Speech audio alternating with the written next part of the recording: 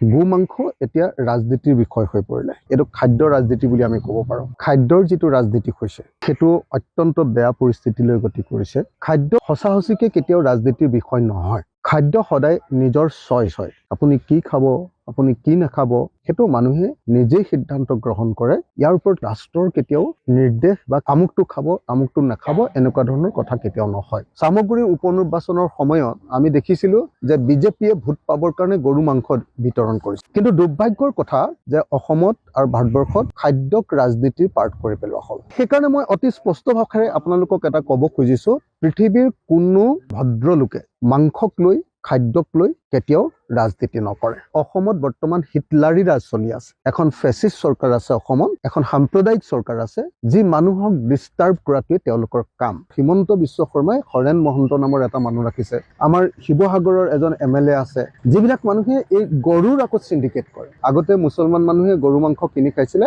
100 টকাত, এতিয়া গৰু মাংস কিনি খাব লাগে 400 টকাত। গো মাংস এতিয়া ৰাজনীতিৰ বিষয় হৈ পৰিলে। খাদ্যৰ যিটো ৰাজনীতি হৈছে সেইটো অত্যন্ত বেয়া পৰিস্থিতিলৈ গতি কৰিছে। খাদ্য সঁচা-সঁচিকে কেতিয়াও ৰাজনীতিৰ বিষয় নহয়। খাদ্য সদায় নিজৰ চইচ হয়। আপুনি কি খাব, আপুনি কি নাখাব সেইটো মানুহে নিজেই সিদ্ধান্ত গ্ৰহণ কৰে। ইয়াৰ ওপৰত ৰাষ্ট্ৰৰ কেতিয়াও নিৰ্দেশ বা আমুকটো খাব আমুকটো নাখাব এনেকুৱা ধৰণৰ কথা কেতিয়াও নহয়। সামগ্ৰীৰ উপনিৰ্বাচনৰ সময়ত আমি দেখিছিলোঁ যে বিজেপিয়ে ভোট পাবৰ কাৰণে গৰু মাংস বিতৰণ কৰিছে। কিন্তু দুৰ্ভাগ্যৰ কথা যে অসমত আৰু ভাৰতবৰ্ষত খাদ্যক ৰাজনীতিৰ পাৰ্ট কৰি পেলোৱা হ'ল। এইটো খাদ্য ৰাজনীতি বুলি আমি ক'ব পাৰোঁ। খাদ্য ৰাজনীতিৰ এই দুৰ্ভাগ্যজনক পৰিস্থিতিৰ কাৰণে আমি বাৰম্বাৰ দেখিবলৈ পাইছোঁ। কেতিয়াবা গো সংৰক্ষণ বিল আনিছে, ধৰ্মীয় প্ৰতিষ্ঠানৰ পৰা 5 কিলোমিটাৰ দূৰলৈকে কোনেও গো মাংস খাব নোৱাৰিব বুলি আইন আনিলে। সেইখনৰ আমি বিৰোধিতা কৰিছিলোঁ। আমি কৈছিলোঁ যদি এই আইন আনে তেতিয়াহ'লে আমাৰ খেতিয়কবিলাক যিবিলাকে গৰু পোহে তেওঁলোকৰ বহুত অসুবিধা হ'ব। এতিয়া আপোনালোকে নিশ্চয় জানে, আগত আমাৰ গাঁৱৰ মানুহবিলাকে যি হাল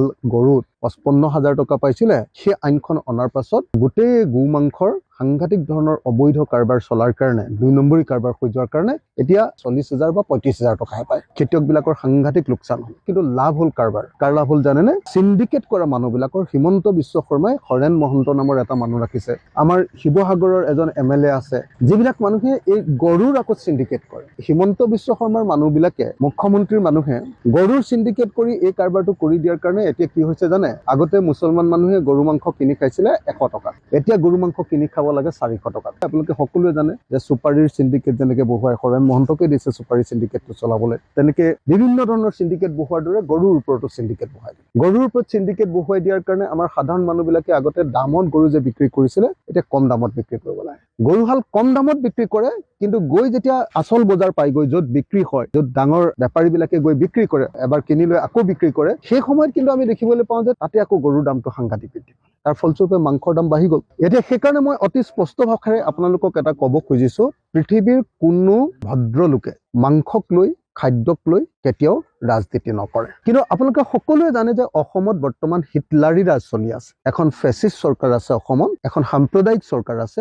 যি মানুহক ডিষ্টাৰ্ব কৰাটোৱে তেওঁলোকৰ কাম।